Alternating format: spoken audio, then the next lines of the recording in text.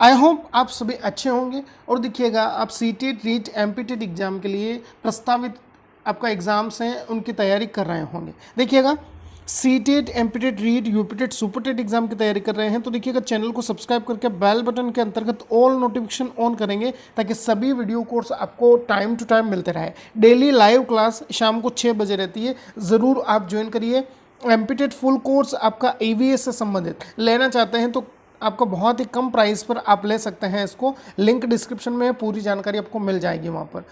आप Telegram channel को join करिए ताकि जितने भी अपडेट्स हैं, फ्री नोट्स हैं, आपको वहाँ मिलते रहें। इसकी भी लिंक आपको डिस्क्रिप्शन में है। पहले प्रश्न की ओर चलेंगे।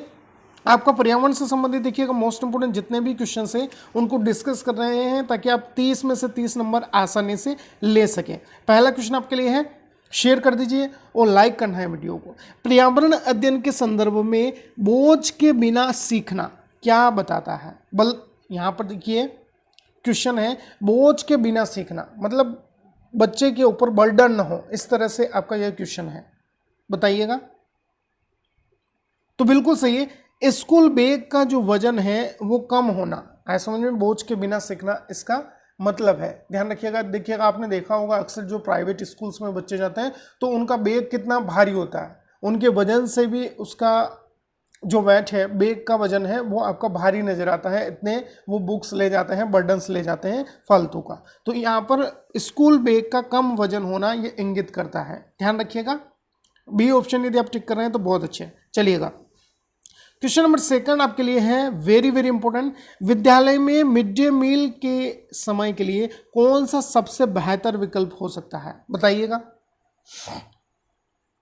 तो ये शिक्षण अधिगम के बहुत ही मूल्यवान समय को बर्बाद करता है।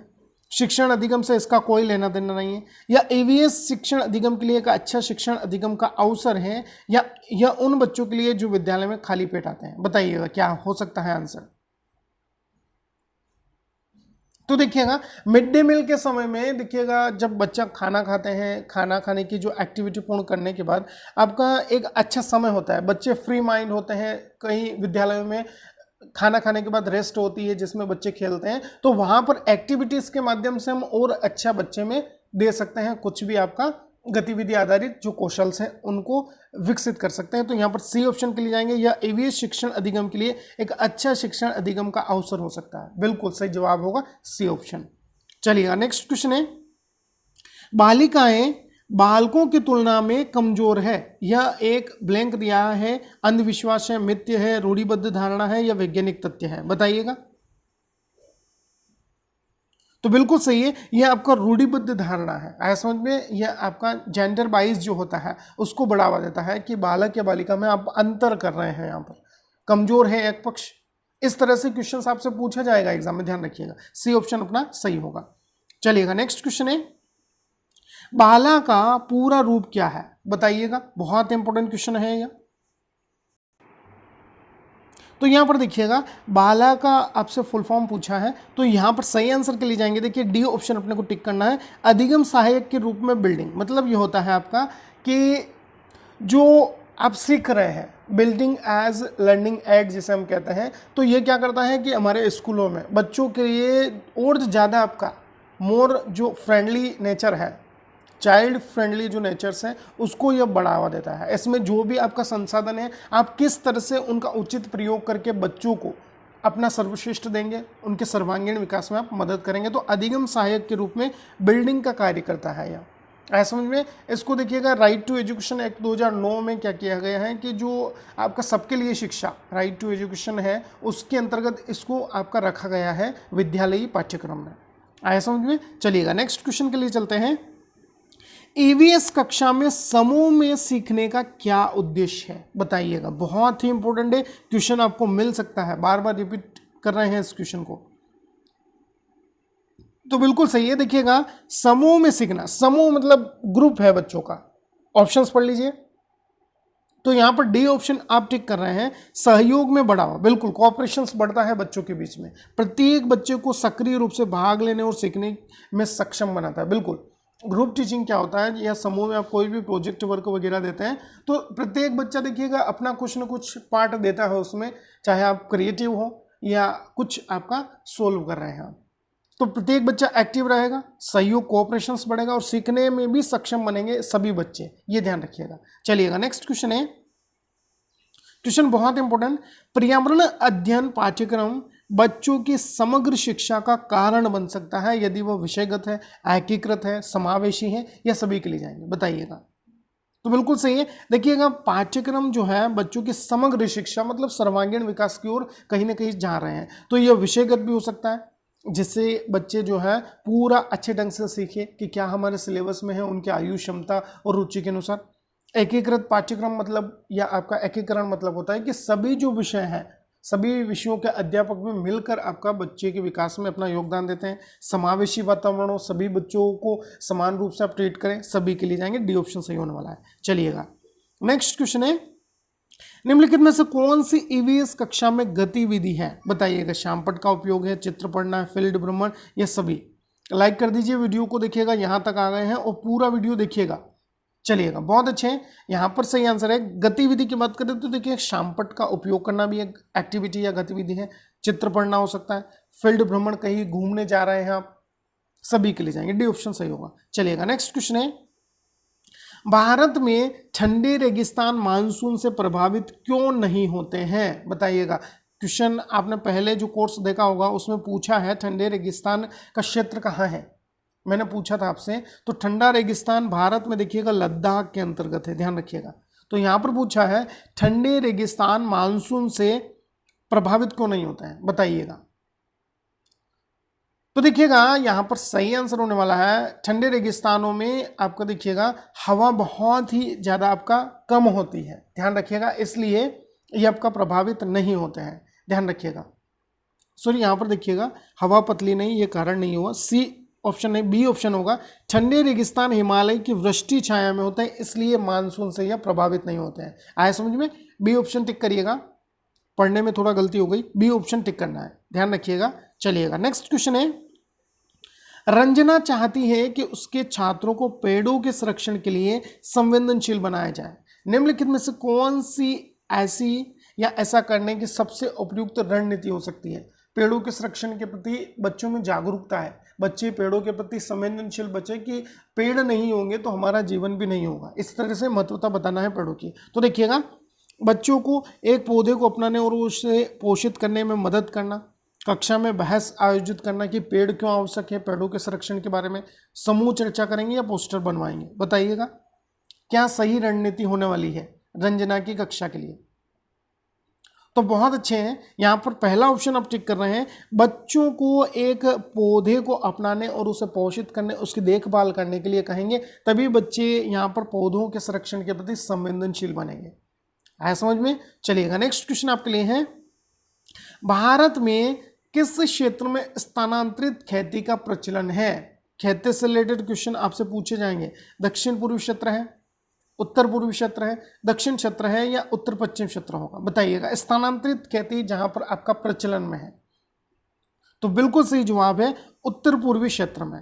आया समझ में, बहुत ही इंपोर्टेंट क्वेश्चन हो जाता है, नॉर्थ ईस्ट की बात कर रहे हैं यहाँ पर।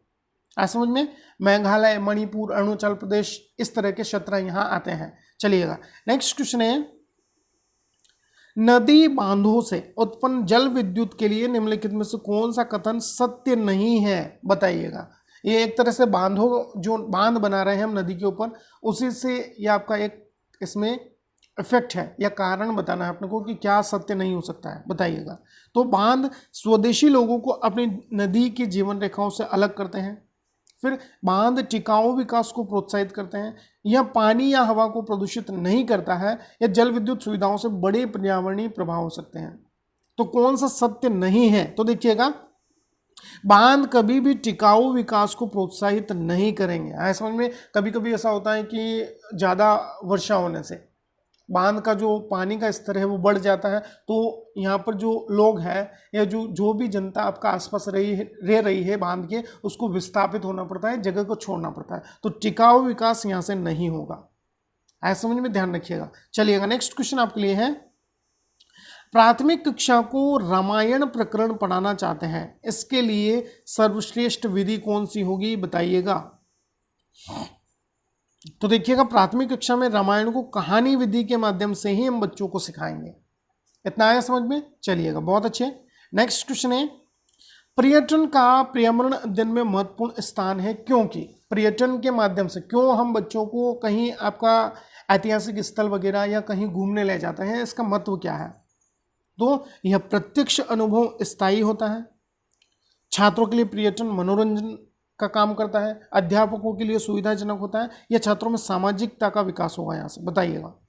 तो देखिएगा, जैसे कि 5 में आपका आया है कि आप कहीं घूमने जा रहे हैं या ऐसे क्षेत्र में जिसका उल्लेख आपका जैसे वन विहार का उल्लेख आपका बुक में आया है या आपके किसी पाठ में आया, तो वन विहार आप बच्चों को ले जा सकते हैं घूमने कि किस तरह का वहाँ पर आपका प्रत्यक्ष अनुभव बच्चे हासिल करेंगे। तो यह क्या है करता है, पर्यटन प्रत्यक्ष अनुभव यहाँ पर बच्चे में सीखने को प्रेरित करता है, स्थायित्व देता है।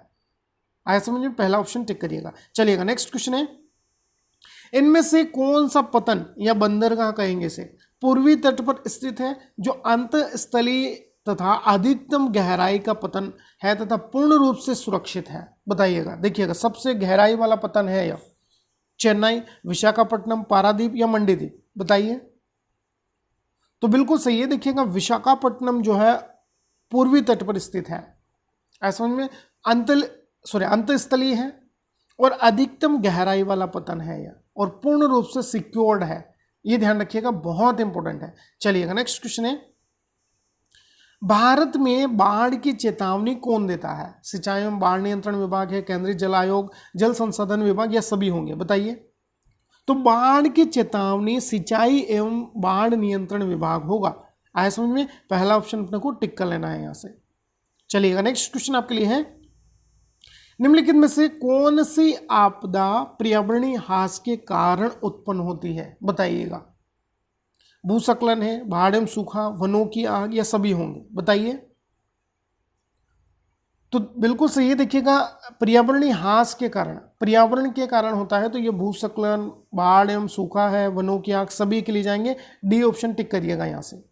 चलिएगा, नेक्स्ट क्वेश्चन आपके लिए है, द्रवित मैग्मा से बने शेल को कहते हैं। शेल मतलब आपका चट्टान है, ये ध्यान रखिएगा यहाँ पर। ऐसा समझ में? तो द्रवित मैग्मा से बने शेल को हम आग्नेय शेल कहेंगे। बी ऑप्शन टिक करिएगा यहाँ से।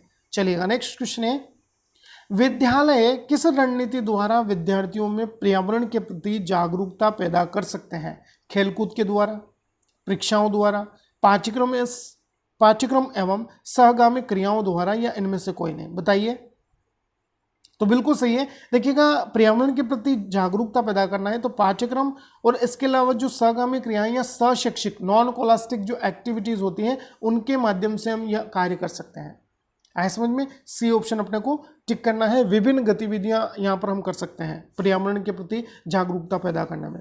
नेक्स्ट क्वेश्चन है, मिट्टी को जोतना क्यों आवश्यक है? बताइएगा। क्वेश्चन आपसे पूछा जा सकता है, आपका टॉपिक है पीईबी के सिलेबस के अनुसार एमपीटेट में।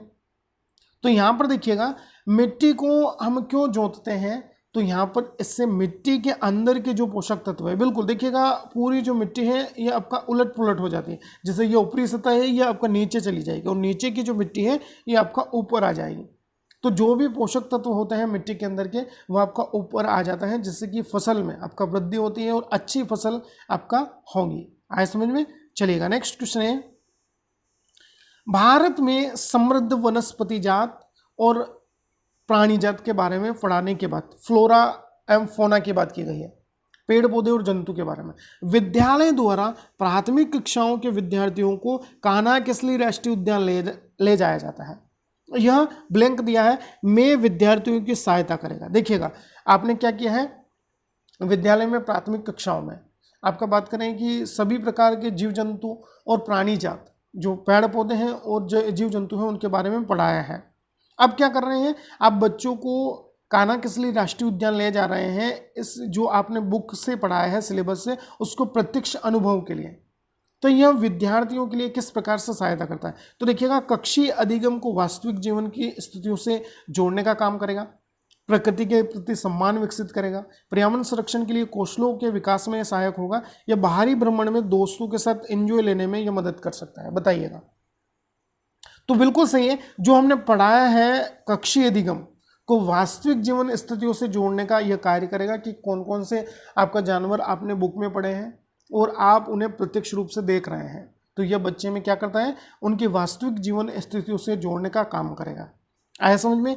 इसके लिए मैंने आंसर की भी आपका सेट कर दी है। आप यदि इसे लेना चाहते हैं PDF के लिए तो देखिएगा आपका टेलीग्राम चैनल को ज्वाइन करिए, वहाँ आपको सभी PDF फाइल्स मिल जाएगी। इसके अलावा एमपीटेट के लिए फुल कोर्स लेना चाहते हैं तो एट अ डिस्काउंट आपको 499 में पूरा EVS का कोर्स मिलेगा, जिसमें 30 में से 30 आप देखिएगा अच्छी मेहनत के साथ पढ़ते हैं इन नोट्स क्वेश्चंस को तो आप ला सकते हैं नंबर। चैनल को सब्सक्राइब कर लीजिएगा यदि चैनल पर नए हैं और बेल बटन को ऑन करिएगा। धन्यवाद। मिलते हैं एक नई अपडेट के साथ। जय हिंद, जय भारत।